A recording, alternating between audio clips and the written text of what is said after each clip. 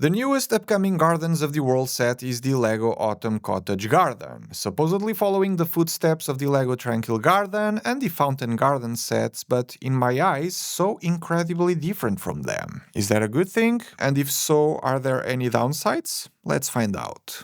Given the rustic look of the entire thing, it's no wonder that the base for this garden has more of a cobblestone look to it when compared to the flat styles of the previous gardens, and I like it. Even more so when so many of these newer rounded tiles were included for the effect, with the extra bonus of a snail crawling on the side there. Underneath, unlike the others, this features the tire supports to avoid having the model sleeping on a flat surface. Now, if I'm being honest, this doesn't look like a garden at all, given how sparse the botanical life is. Some trees here and there, and scattered plants and flowers. Not that I have an issue with it, as this thing looks stunning, personally speaking, it's just a naming issue, I guess. So there's a river splitting the two sides of land, and I was shocked to see a ton of 2x4 transparent blue plates being used for it, as that's usually the type of part you don't see for transparent pieces. In there's a few cattails, a birdhouse, fallen leaves going down the stream, rocks to cross the river, and a lone olive green frog.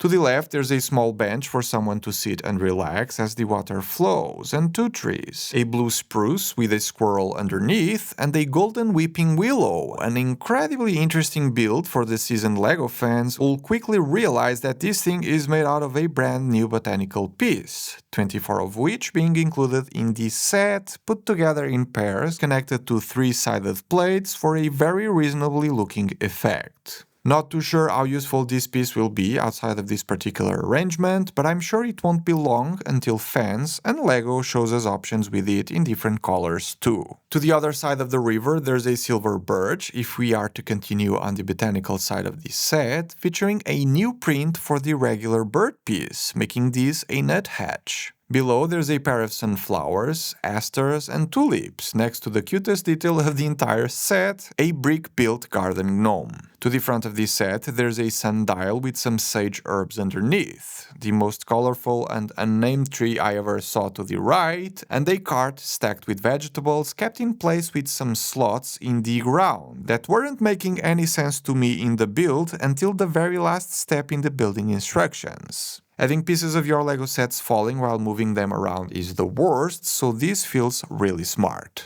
The elephant in the room, or garden, in this case, is of course the cottage, hiding an European robin up there. Now this can be easily taken out of the base so we can better appreciate it, and wow, does this thing look good.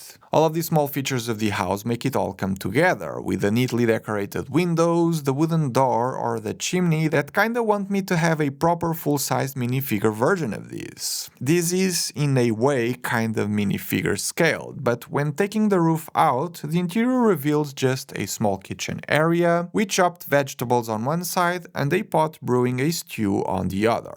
The thatched roof with those claw-like slopes placed sideways is a super clever technique, and despite the simple look of these, getting all of these shapes right required fairly cool studs not on top shenanigans, making these my absolute favorite part of the build, building techniques wise. Now, if you've seen the previous garden sets before, you'll know that one of the coolest features of these kinds of products is the fact that a couple of their elements can be taken out and rearranged to your liking. In this particular one, all trees and the sundial are modules on their own. And I do need to mention that the blue spruce one has a stashed nut underneath, probably the work of Mr. Squirrel here. The fact that you can rearrange these to your liking makes it possible to totally change the look of your set, even more so if you have some of the trees from other gardens at hand, as the base system is all the same. I kinda want to have a second or third copy of the set though, so that I can place a bunch of the golden willows and birch trees in the same display. That would look awesome.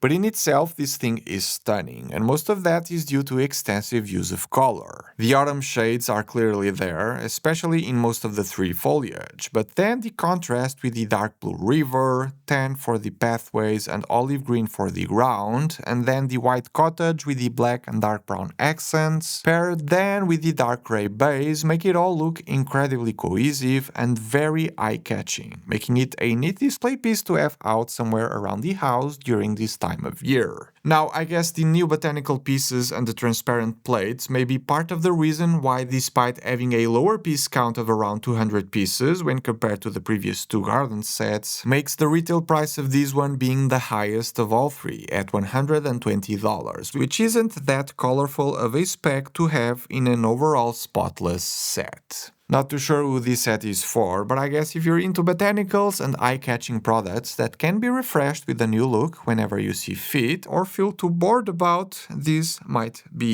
it.